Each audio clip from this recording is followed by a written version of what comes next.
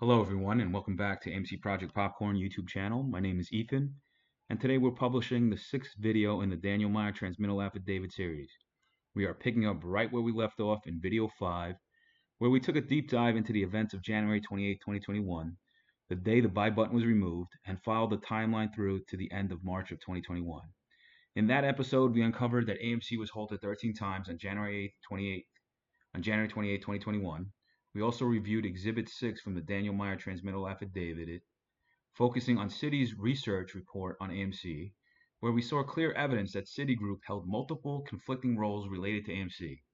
Specifically, we learned that Citigroup was AMC's market maker since January 1st, 2020, a business client, an investment banker through Derek Van Zandt and Christian Gonzalez, an underwriter, specifically the ATM that were done on April and June of 2021, and of course, the sole underwriter with the ATM of 8 preferred units in August of 2022.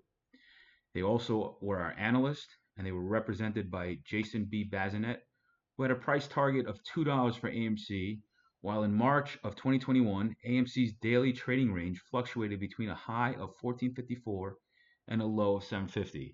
That means that Citi's research recommended price target of $2 suggested a potential negative market return of over 85%. And most importantly, Citigroup was a holder of significant, I repeat, significant financial interest in AMC, including through its affiliates. Today's video, we will cover the timeline from April 1st, 2021 through May 28th, 2021. So let's begin.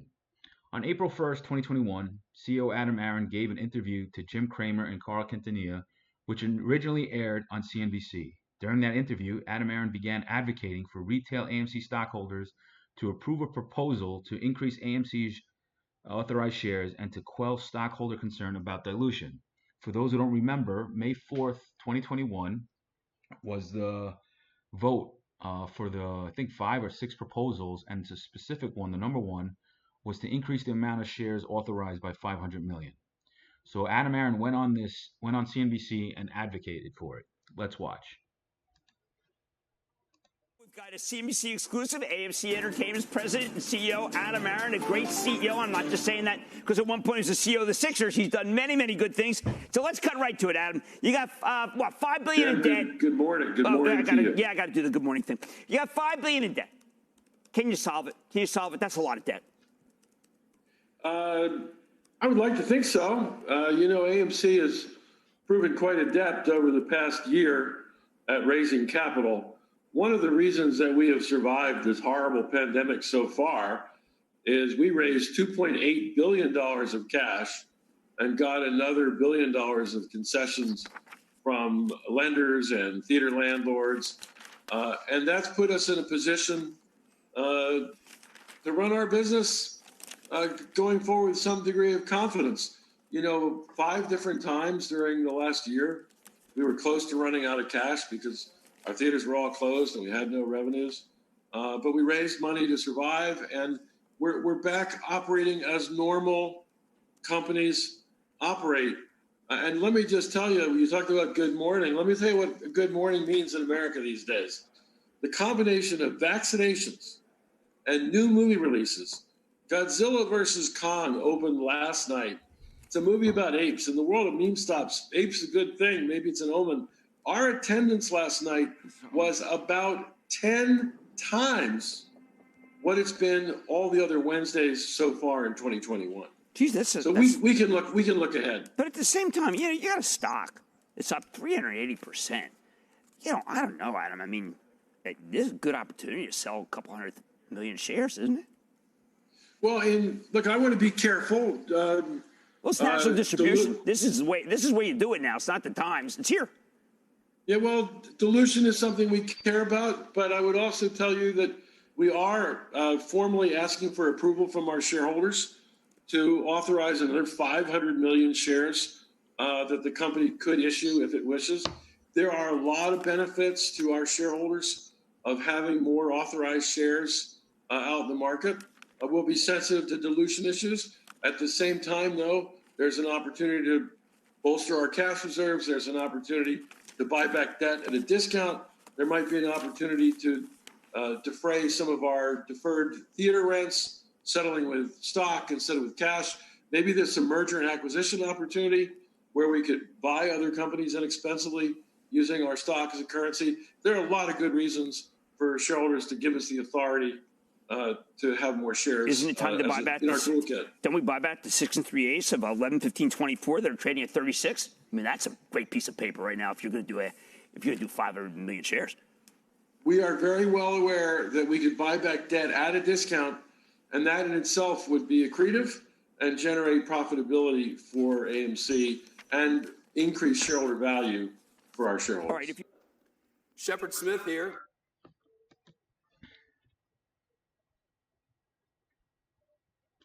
So let's just summarize what happened during that interview. During the April 1st interview, Adam Aron completely downplayed the impact of dilution, especially on earnings per share. So let's look.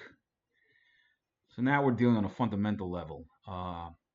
In August of 2020, we went over, I think in Series 3, you saw the SEC filing that on August 2020, AMC had 109 million shares outstanding. During June of 2021, it was 501 million. So to analyze on EPS relative to dilution, let's look at the following equation. EPS equals earnings, the amount of earnings divided by per share. So in order to have a dollar EPS in August of 2020, AMC would have to generate an income of $109 million. So you would take $109 million divided by 109 million shares, you would get an EPS of $1. Now do it in June of 2021. To have an EPS of $1 in June of 2021, AMC would have had to have income of $501 million. So you divide $501 million divided by the amount of shares to get an EPS. So look at the dilution factor. He never references that. He just could, in jest, he says, oh, we're concerned about dilution, but he never was.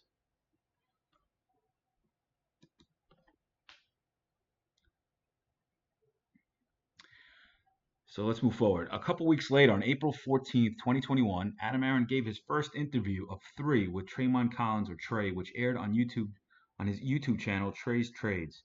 During that interview, Adam Aron proclaimed, he said, we're going to pledge right now, today, publicly, and we'll file this publicly so it will be binding on us, because you can't announce intentions and then not carry through it. We hereby pledge at AMC that if the shareholders approve this authorization for 500 million new shares to be issued, we will not issue one of those 500 million shares in calendar year 2021. Not one. Let's watch. We should have this optionality of all AMC shareholders, and I'm voting every single one of my shares in favor of this move.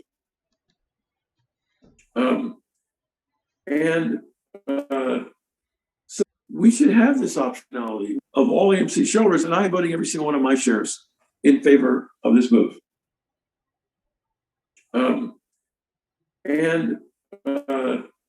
So there are just a whole host of reasons why the shareholders should want us to have this flexibility and all this fear, uncertainty, and doubt that we're going to somehow dump these shares on the market in the next couple of weeks or couple of months, which might interfere with the investment thesis of some of your subscribers. I just told you, we just made a sacred pledge. We're not going to do that. Adam, I've got to say, I am incredibly impressed once again with your business experience and the way that you handle press and situations like this, because in a single statement that you just said in this interview, you addressed all of the fear that people have. Because I'll be upfront with you. I, along with I think the majority of AMC holders, are in this for the long run. Whatever happens in the next 3 months, maybe we take some profits and we get back in at the bottom, and I'll tell you this: I'm going to hold my stock and I'm going to continue to be a loyal investor. But there are those people, like you said, who are only worried about the 3 month or the 6 month time frame. And I mean, as a statement that's coming out to the general public, you have to hold true to your word, as a company to that. And that, wow, I had like 5 or 6 questions that were going to kind of get around exactly that question, which is incredible. Wow. I'm really impressed. So here's the thing. Most of our shareholders have not yet voted on this proposition. Right. So I encourage you all to vote in the affirmative. And if you voted no, which I happen to know that you did, Trey, I because you did. told me you voted I'll no. be honest. It's not too late for you to change your mind, because even if you've already voted, you can change your vote all the way up to May 4th. Again, if you voted no, I would encourage you to revote and vote yes. If you haven't voted yet, I would encourage you to vote yes. And I'm voting all my shares yes. And again, I'm telling you why. Because you're arming your management with increased tools and resources that we can use in a good faith effort with the trust that we've already kind of established with you all for your benefit, for the benefit of increasing shareholder value. And your concerns that we might do anything in the short term with these 500 million shares, I just took them off the table. That's some incredible, wow. That's a lot of information to process. I'm trying really hard to stay composed and not be jumping off the walls hearing that, because honestly, not just for myself, but it's going to ease so many people's minds, Adam. That was a huge concern for the fear, uncertainty, and doubt. I have one question regarding the vote, though. So if people don't decide to vote, they don't vote yes, they don't vote no.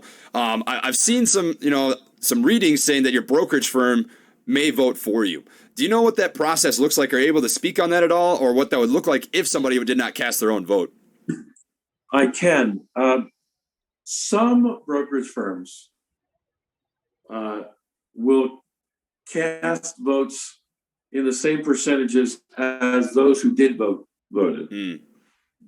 But the brokerage firms that your subscribers tend to use, right, often do not do that. And so if you do not vote, that is a no vote.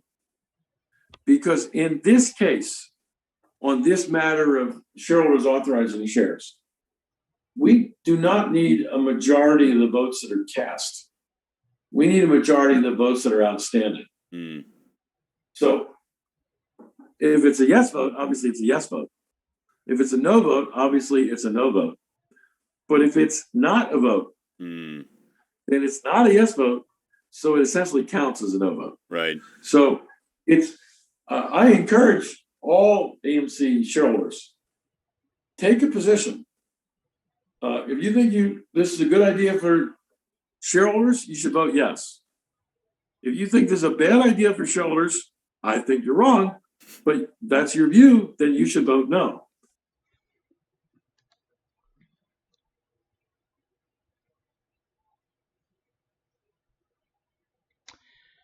So of particular significance about this April 14, 2021 interview, which I think was an hour and 36 minutes. If you want to watch it, go to Trey's YouTube channel and have a look, was how Adam Aron introduced and portrayed himself skillfully as one of the group, emphasizing the shared goal of protecting AMC from its enemies. It's also notable that the interview was viewed around 450,000 times on YouTube and was shared across various social media platforms. Now, during this pivotal interview, Adam Aron addressed the issues of short sales, acknowledging the company's vulnerability and the ongoing attacks it faced. Adam Aron emphasized his significant ownership of AMC shares and noted that its executive compensation primarily consisted of stock rather than cash. This was meant to instill confidence among retail stockholders, assuring them that the executives' interests were aligned with theirs, as a rising stock price would benefit both parties. Throughout the interview, Adam Aron consistently worked to bolster stockholder faith in his leadership and the AMC board. He publicly stated that AMC had amassed a formidable cash reserve of over $1.8 billion and still possessed 43 million shares that could be issued at their discretion, if needed. Although he addressed the sale of stock by some executives during the January 2021 surge, he attributed it to human nature, having endured relentless attacks for over a year, and their desire to secure some gains, a calculated move aimed at leveraging the sentiment against short sellers, attacking the company, and driving down the share price. Now, once again, May 4th, 2021 was the deadline for the vote. And a couple days before, on April 27, 2021, the AMC board met and discussed the proposal. Per Adam Aron, the proposal, in quote, was destined to fail. He explained that AMC now had an approximate 85% retail shareholder base, Most of those stockholders are voting no on share authorizations because they want fewer shares, not more, to create scarcity, to make it harder for short sellers to borrow shares. He also noted that even securing a 50% voting quorum is proving to be a challenge with this retail stockholder base, as many don't vote and many of the shares have changed hands since the record date. Now, the record date was March 11th, 2021. And what does he mean by the quorum? They had to get at least 250, over 250 million votes. Sorry, not 250, 225, because at the time for the May 4th, 2021 vote, they need in order to get a quorum, they needed to get, because there was 450 million outstanding, at least over 225 million shares to vote yes to authorize the increase in amount of shares. So he's saying it was a struggle. So he concluded, he said, in addition, Adam Aron indicated that the company would likely take the share authorization proposal to the stockholders at a meeting later in the year or in 2022. And now, mind you, they canceled the May 4th, 2021, and they moved it to July 29th, 2021. All right, so following Adam Aron's presentation to the AMC board and before having to announce voting results, the AMC board and Adam Aron agreed to withdraw the proposal and not seek its approval by the stockholders. That same day, April 27, 2021, at 6:39 p.m., Adam Aron tweeted. Let's go to the tweet. Here's the date and time. It's important for company management teams to listen to their shareholders. Many of you are not ready as of yet for a 500 million share authorization increase. So if we have tabled the idea for now, there will be no vote on this matter on May 4th. Now let's watch a Yahoo video that's dated August 8th, 2022. That means that's a year and 3 months out. Adam Aron's interviewed by Yahoo, and let's see what he says.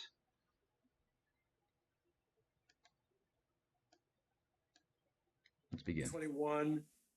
These are good days for AMC. So break this down for us, Adam. It's Julie here. So how will this allow you to walk us through how this allows you to raise cash? Because the first issuance of these shares will be to existing shareholders, correct? So that doesn't raise cash for you. It would be if there was a wave at some point where you would actually sell shares, correct? What you just described is accurate. So what we are doing in the creation of preferred equity is we're doing what I guess it's called a stock dividend, but it operates like a stock split, so to speak. In a stock split, if you had a common share, it's split, you got two common shares in a 2-to-1 stock split.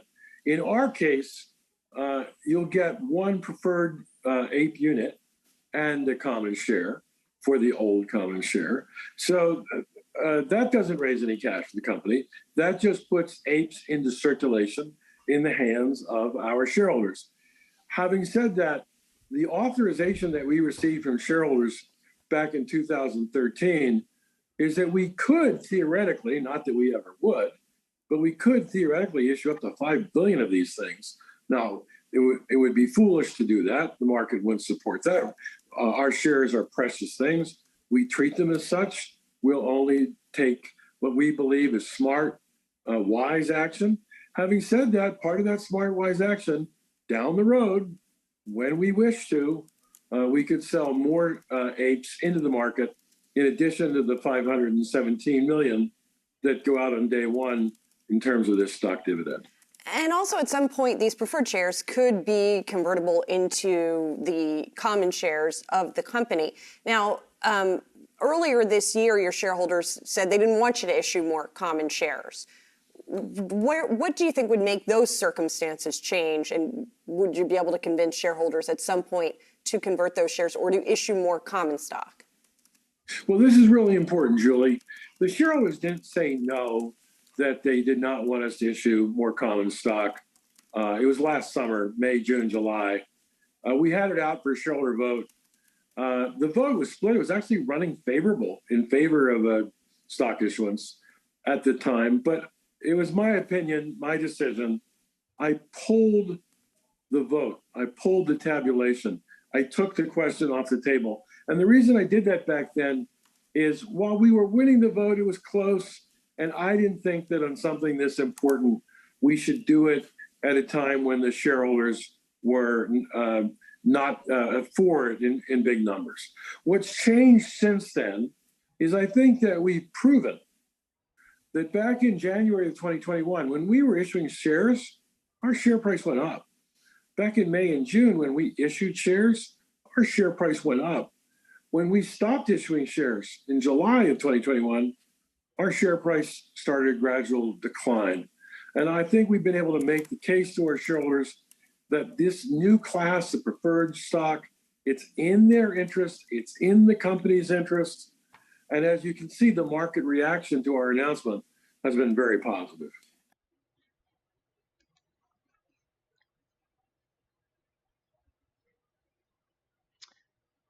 Now I direct your attention to Daniel Meyer Transmittal Affidavit Exhibits 29 through 32. Specifically, we'll start off with page 857.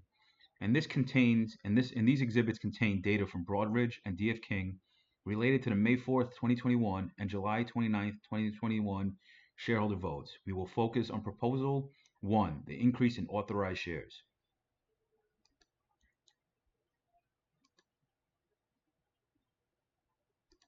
So I have the Daniel Meyer affidavit up. We'll go to page 857. You can see up here it says Transmittal Affidavit of Daniel Myers, and you can get it off the lead counsel's website, BLBG Law. Or you could even go to AMC's website. So here's Exhibit 29. We'll just scroll down. And once again, it's D.F. King. Note April 27, 2021. So this is what the votes were at the current time, current date, April 27th. Now, mind you, the last date of vote was May 4th, 2021. And obviously they tabled the vote or they canceled. But I just want to go over this. So D.F. King has produced this data through discovery. I guess they were subpoenaed.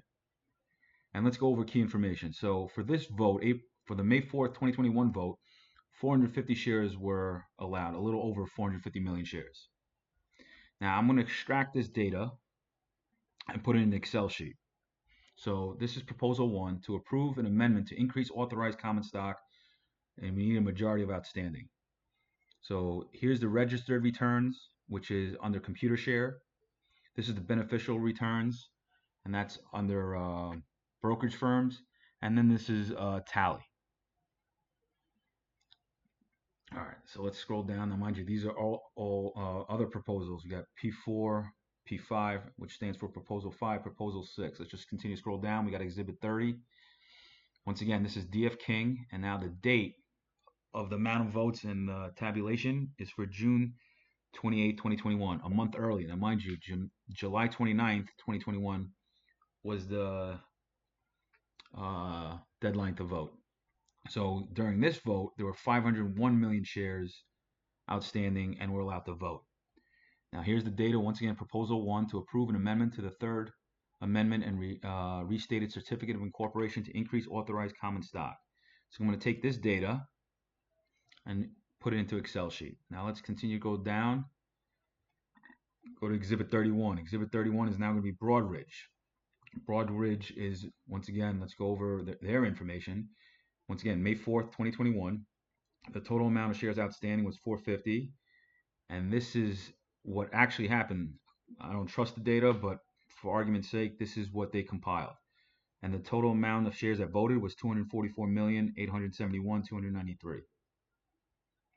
And here's the signature of the gentleman that executed or attested to the data. And here's Proposal 1, approve amendment to increase Class A common stock shares.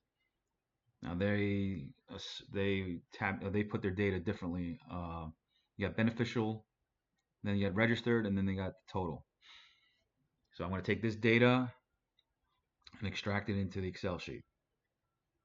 Now, what was the key thing I had to show you? Now, mind you, these are the voting results as of May 4th.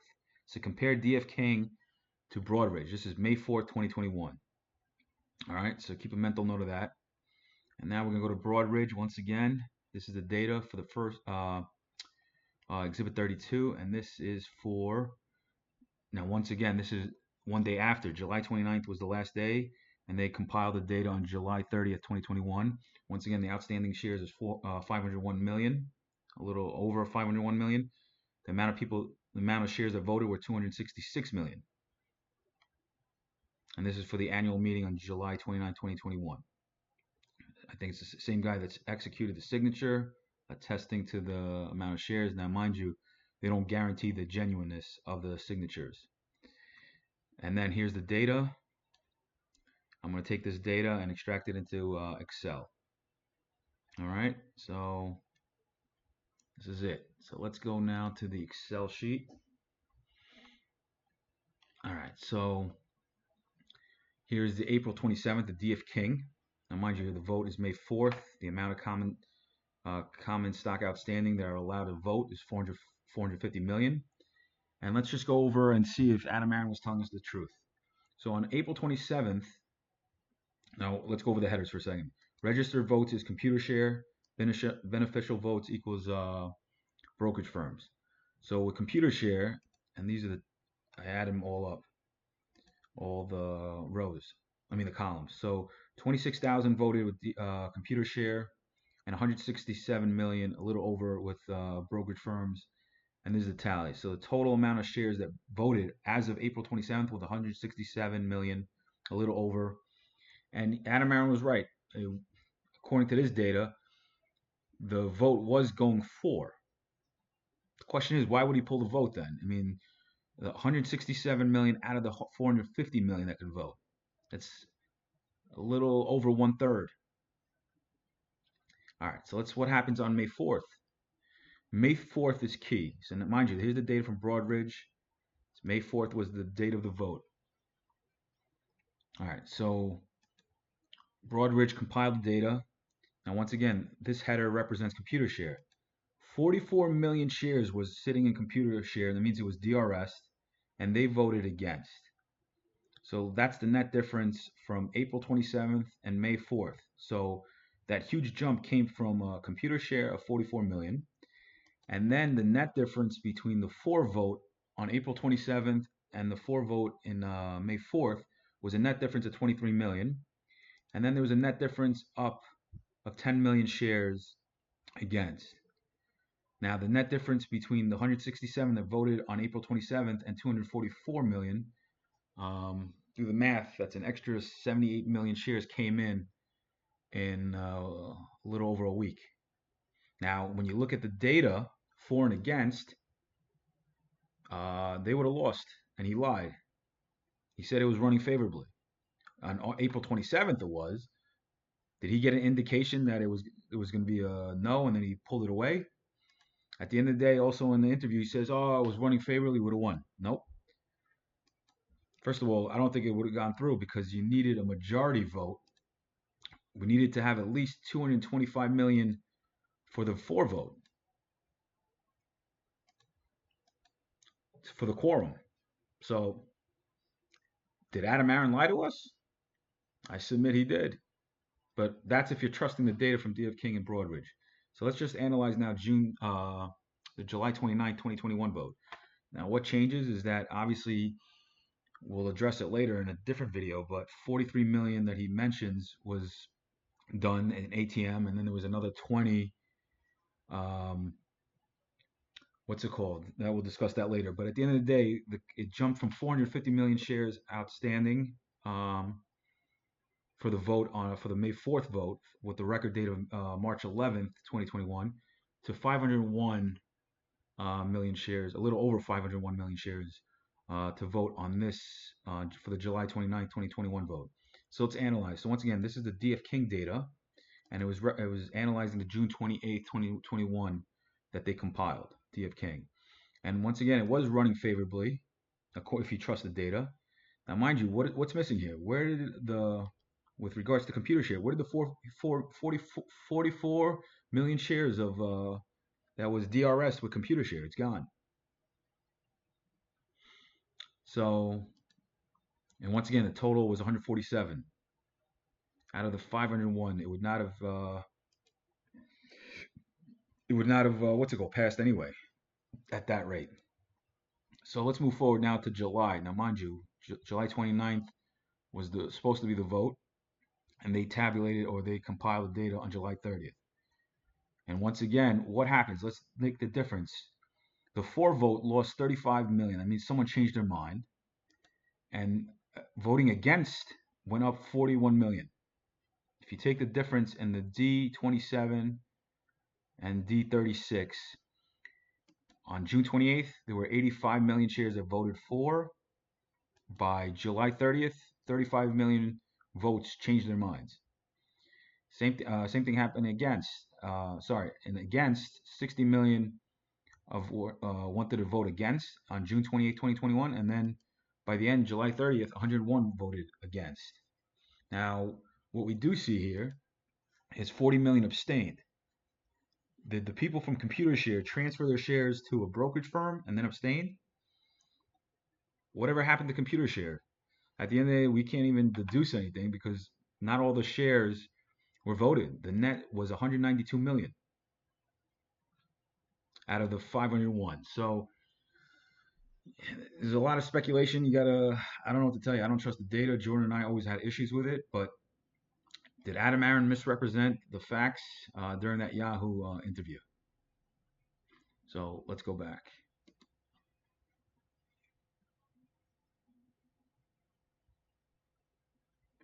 So let's go to paragraph 11. Also on April 27, 2021, AMC announced that to further bolster its cash reserves, it filed a shelf registration today with the SEC to permit the issuance and sale of up to 43 million shares of the company's Class A common stock from time to time through an ATM equity offering program. Adam Aron states in part, we have previously pointed out that the sale of up to 43 million AMC shares, the currently available amount of possible issuance under previous shareholder authorization, should more than satisfy AMC's liquidity needs for 2021. So I mentioned the 43 and how it got to 501 from 450 when you analyze the data on Broadridge and DF King for the voting. Adam Aron made that announcement on April 27th that he was going to register the last 43 million. Actually, there was 43,000 left, but 43 million was registered on April 27, 2021. Now, during the month of April 2021, AMC stock price traded at a low of $9.15 and a high of $12.22, closing the month at $10.20. Now, we jump to May 4th, 2021. And mind you, that was the day it was supposed to be the vote. And the AMC board and Adam Aron met. And Adam Aron, they discussed the propriety of postponing the company's annual shareholder meeting and setting a new record date to provide a better opportunity to pass, and there's certain parts that are redacted, and perhaps the share authorization proposals. When discussing seeking a stockholder approval of an increase to the common stock, the board noted that authorization may be difficult because A, a massive amount of stock has turned over recently, the investor base is widely dispersed and heavily weighted towards retail investors, and 3, it requires majority votes outstanding. So as I was mentioning before, during the May 4, 2021, when you analyze the data, they needed the votes outstanding. It required the majority vote. So 225 million shares had to voted for. So I believe Adam Aron pulled it because, first of all, I don't even know what he was doing. But anyway, you needed 225 million votes for, and that didn't happen. So to offset these concerns, the board considered whether it should opportunistically find a time with lower volumes or launch such a proposal with a broader PR campaign. What does it mean, a broader PR campaign? Did they pay for people on Twitter to push a narrative? I never understood that. Anyway, let's continue to paragraph 14. The AMC board and Adam Aron also considered ways in which it could restructure its balance sheet. Notably, despite AMC having multiple means of raising capital, including deploying its blank check preferred stock to benefit the common stockholders, the only proposal presented to the AMC board and Adam Aron contemplated AMC obtaining authorization to issue additional common stock.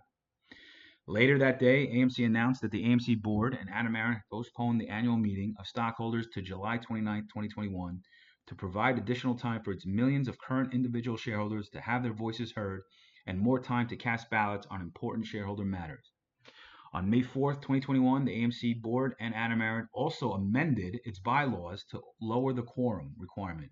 AMC went from requiring that a majority of the stock issued and outstanding and entitled to vote at any meeting of the stockholders be present at a meeting to requiring that just 1/3 of the stock issued and outstanding and entitled to vote at any meeting of the stockholders be present. So what does it mean? It went from a majority, so you needed to have a vote of at least in that instance of May 4th, 225 million to vote yes, and it went now to 1/3. So they changed the dynamics here. It's key for people to understand that. Paragraph 17. On May 13th, 2021, Adam Aron tweeted publicly to his audience of retail investors. Let's go to his May 13th tweet.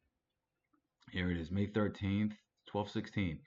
AMC just announced that in only 2 weeks, we completed our 43 million share at the market equity raise. We got 428 million more cash prior to commission and fees, which clearly puts AMC in a stronger position to tackle the challenges and capitalize on the opportunities ahead.